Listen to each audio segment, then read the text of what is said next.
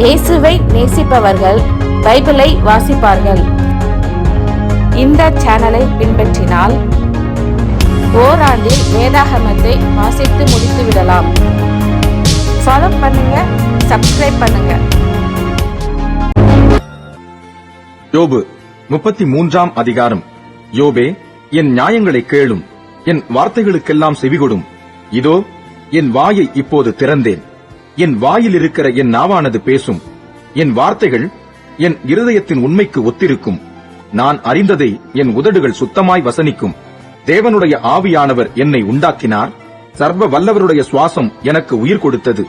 உம்மாலே கூடுமானால் எனக்கு மறுமொழி கொடும். நீர் ஆயத்தப்பட்டு எனக்கு எதிராக நில்லும். இதோ உம்மை போல நானும் தேவனால் உண்டானவன். நானும் மண்ணினால் உருவாக்கப்பட்டவன். இதோ நீர் எனக்கு பயப்பட்டு கலங்கத் தேவையில்லை. என் கை உம்மேல் பாரமாய் இருக்க மாட்டாது.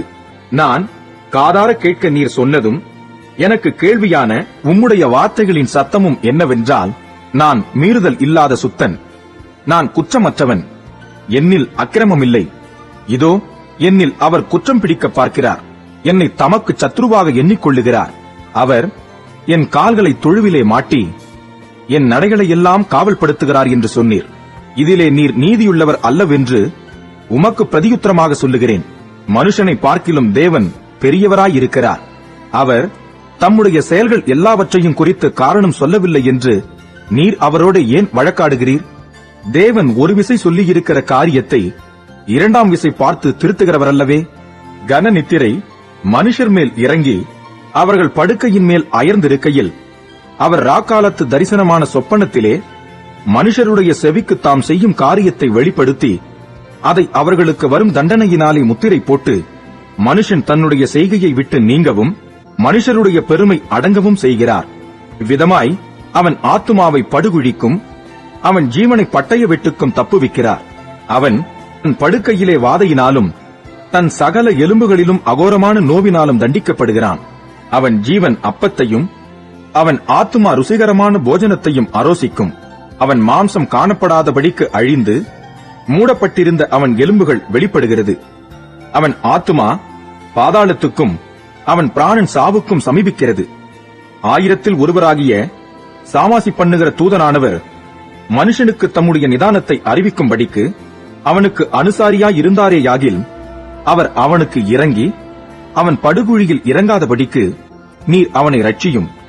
மீட்கும் பொருளை நான் கண்டுபிடித்தேன் என்பார். அப்பொழுது அவன் மாம்சம் வாலிபத்தில் இருந்ததை பார்க்கிலும் ஆரோக்கியமடையும். தன் வால வயது நாட்களுக்கு திரும்புவான். அவன் தேவனை நோக்கி விண்ணப்பம் பண்ணும்போது அவன் அவருடைய சமூகத்தை கம்பீரத்தோட பார்க்கும்படி அவர் அவன் மேல் பிரியமாகி அந்த மனுஷனுக்கு அவனுடைய நீதியின் பலனை கொடுப்பார்.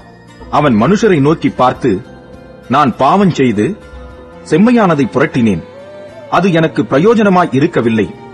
என் ஆத்துமா படுகுழியில் இறங்காதபடி அவர் அதை ரட்சிப்பார். ஆகையால் என் பிராணன் வெளிச்சத்தை காணும் என்று சொல்லுவான். இதோ தேவன் மனுஷனுடைய ஆத்துமாவை படுகுழிக்கு விலக்குகிறதற்கும் அவனை ஜீவனுள்ளோரின் வெளிச்சத்தினாலே பிரகாசிப்பிக்கிறதற்கும் அவர் இவைகளையெல்லாம் அவனிடத்தில் பலமுறை நடப்பிக்கிறார். யோபே, நீர் கவனித்து என் சொல்லை கேளும். நான் பேசப் போகிறேன், நீர் மௌனமாயிரும். சொல்லத்தக்க நியாயங்கள் இருந்ததேயானால் எனக்கு மறு உத்தரவு கொடும். நீர் பேசும். உம்மை நீதிமானாக தீர்க்க எனக்கு ஆசையுண்டு. ஒன்றும் இல்லாதிருந்ததேயாகில் நீர் என் சொல்லை கேளும். மௌனமாயிரும், நான் உமக்கு ஞானத்தை உபதேசிப்பேன் என்றான். யோபு 34ஆம் அதிகாரம். பின்னும் எலிகு மாருத்திரமாக, ஞானிகளே, என் வார்த்தைகளை கேளுங்கள். அறிவாளிகளே, எனக்கு செவி கொடுங்கள். வாயானது போஜனத்தை ருசி பார்க்கிறது போல செவியானது வார்த்தைகளை சோதித்துப் பார்க்கும். நமக்காக நியாயமானதை தெரிந்து கொள்வோமாக. நன்மை இன்னதென்று நமக்குள்ளே அறிந்து கொள்வோமாக. யோபு, நான் நீதிமான், தேவன் என் நியாயத்தை தள்ளிவிட்டார் என்றும் நியாயம் என்னிடத்தில் இருந்தும் நான் பொய்யன் என்று எண்ணப்படுகிறேன். மீறுதல் இல்லாதிருந்தும் அம்பினால் எனக்கு உண்டான காயம் ஆறாததாய் இருக்கிறதென்றும் சொன்னாரே. யோபைப் போலவே பரியாசம் பண்ணுதலை தண்ணீரைப் போல் குடித்து அக்கிரமக்காரரோட கூடிக்கொண்டு துன்மார்க்கரோட திரிகிறவன் யார்? எப்படி எனில் தேவன் மேல் பிரியம் வைக்கிறது மனுஷனுக்கு பிரயோஜனம் அல்ல என்றாரே. ஆகையால் புத்திமான்களே, எனக்கு செவி கொடுங்கள். அக்கிரமம் தேவனுக்கும் அநீதி சர்வ வல்லவருக்கும் தூரமாய் இருக்கிறது. மனுஷனுடைய செய்கைக்கு தக்கதை அவனுக்கு சரிக்கட்டி அவனவன் நடக்கைக்கு தக்கதாக அவனவனுக்கு பலனளிக்கிறார். தேவன் அநியாயம் செய்யாமலும் சர்வ வல்லவர் நீதியை புரட்டாமலும் இருக்கிறது மெய்யே. பூமியின் மேல் மனுஷனுக்கு அதிகாரம் கொடுத்தவர் யார்? பூச்சக்கரம் முழுதையும் ஒழுங்குபடுத்தினவர் யார்?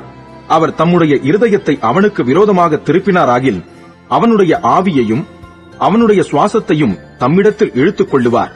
அப்படியே மாம்சமான யாவும் ஏகமாய் ஜீவித்துப் போம். மனுஷன் தூளுக்கு திரும்புவான். உமக்கு உணர்விருந்தால் இதை கேளும். என் வார்த்தைகளின் சத்தத்துக்கு செவிகொடும். நீதியை பகைக்கிற ஒருவன் ஆளக்கூடுமோ? மகா நீதிபரரை குற்றப்படுத்துவீரோ? ஒரு ராஜாவை பார்த்து நீ பொல்லாதவன் என்றும் அதிபதிகளை பார்த்து நீங்கள் அக்கிரமக்காரர் என்றும் சொல்லத்தகுமோ? இப்படி இருக்க பிரபுக்களின் முகத்தை பாராமலும் ஏழையை பார்க்கிலும் ஐஸ்வர்யவானை அதிகமாய் எண்ணாமலும் இருக்கிறவரை நோக்கி இப்படி சொல்லலாமா? இவர்கள் எல்லாரும் அவர் கரங்களின் கிரியையே. இப்படிப்பட்டவர்கள் சடுதியில் சாவார்கள். ஜனங்கள் பாதி ஜாமத்தில் கலங்கி ஒழிந்து போவார்கள். காணாத கையினால் பலவந்தர் அழிந்து போவார்கள். அவருடைய கண்கள் மனுஷருடைய வழிகளை நோக்கி இருக்கிறது. அவர்களுடைய நடைகளை எல்லாம் அவர் பார்க்கிறார். அக்கிரமக்காரர் ஒளித்துக் கொள்ளத்தக்க அந்தகாரமும் இல்லை, மரண இருளும் இல்லை. மனுஷன் தேவனோட வழக்காடும்படி அவர் அவன் மேல் மிஞ்சினதொன்றையும் சுமத்த மாட்டார். ஆராய்ந்து முடியாத நியாயமாய் அவர் வல்லமையுள்ளவர்களை நொறுக்கி வேறே மனுஷரை அவர்கள் ஸ்தானத்திலே நிறுத்துகிறார். அவர்கள் கிரியைகளை அவர் அறிந்தவரானபடியால் அவர்கள் நசுங்கி போகத்தக்கதாய் ராக்காலத்தில் அவர்களை கவிழ்த்து போடுகிறார். அவர்கள் அவரை விட்டு பின்வாங்கி அவருடைய எல்லா வழிகளையும் உணர்ந்து கொள்ளாமல் போனபடியினாலும் எளியவர்களின் கூக்குரல் அவரிடத்தில் சேரும்படி செய்ததினாலும் திருமையானவனுடைய கூக்குரலை கேட்கிற அவர் எல்லாரும் பார்க்கும்படி அவர்களை துன்மார்க்கர் என்று அடிக்கிறார்.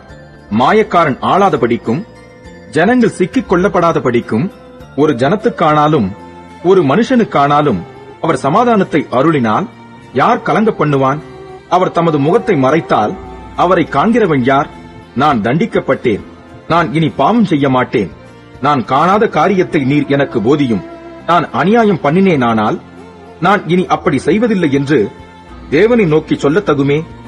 நீர் அப்படி செய்ய மாட்டோம் என்கிறபடியினால் உம்மோடு இருக்கிறவர்களில் ஒருவனை உமக்கு பதிலாக அதை செய்யச் சொல்வீரோ? நான் அல்ல, நீரே தெரிந்து கொள்ள வேண்டும். அல்லவென்றால் நீர் அறிந்திருக்கிறதை சொல்லும். யோபு அறிவில்லாமல் பேசினார். அவர் வார்த்தைகள் ஞானமுள்ளவைகள் அல்லவென்று புத்தியுள்ள மனுஷர் என் பட்சமாய் பேசுவார்கள். ஞானமுள்ள மனுஷனும் எனக்கு செவி கொடுப்பான். அக்கிரமக்காரர் சொன்ன மறு உத்தரவுகளின் நிமித்தம் யோபு முற்ற முடிய சோதிக்கப்பட வேண்டியதே என் அபேட்சை. தம்முடைய பாவத்தோடே மீறுதலை கூட்டினார். அவர் எங்களுக்குள்ளே கைகொட்டி தேவனுக்கு விரோதமாய் தம்முடைய வார்த்தைகளை மிகுதியாக வசனித்தார் என்றான். யோபு 35ஆம் அதிகாரம். பின்னும் எலிகு மாருத்திரமாக என் நீதி தேவனுடைய நீதியை பார்க்கிலும் பெரியதென்று நீர் சொன்னது நியாயம் என்று எண்ணுகிறீரோ? நான் பாவியாய் இராததினால் எனக்கு பிரயோஜனம் என்ன, பலன் என்ன என்று சொன்னீர். உமக்கும் உம்மோடே இருக்கிற உம்முடைய சிநேகிதருக்கும் நான் பிரதியுத்தரம் சொல்லுகிறேன். நீர் வானத்தை அண்ணாந்து பார்த்து உம்மை பார்க்கிலும் உயரமாய் இருக்கிற ஆகாய மண்டலங்களை கண்ணோக்கும். நீர் பாவம் செய்தால் அதனாலே அவருக்கு என்ன நஷ்டம்? உம்முடைய மீறுதல்கள் மிகுதியானாலும் அதனாலே அவருக்கு என்ன சேதம்?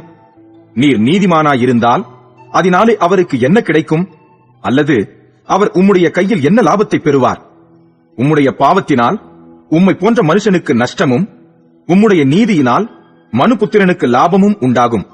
அநேகரால் பலவந்தமாய் ஒடுக்கப்பட்டவர்கள் முறையிட்டு வல்லவர்களுடைய புயத்தின் நிமித்தம் அலறுகிறார்கள். பூமியின் மிருகங்களை பார்க்கிலும் எங்களை புத்திமான்களும் ஆகாசத்து பறவைகளை பார்க்கிலும் எங்களை ஞானவான்களுமாக்கி என்னை உண்டாக்கினவரும் இரவிலும் கீதம் பாட அருள் செய்கிறவருமாகிய என் சிருஷ்டிகர்த்தாவாகிய தேவன் எங்கே என்று கேட்பவன் ஒருவனும் இல்லை.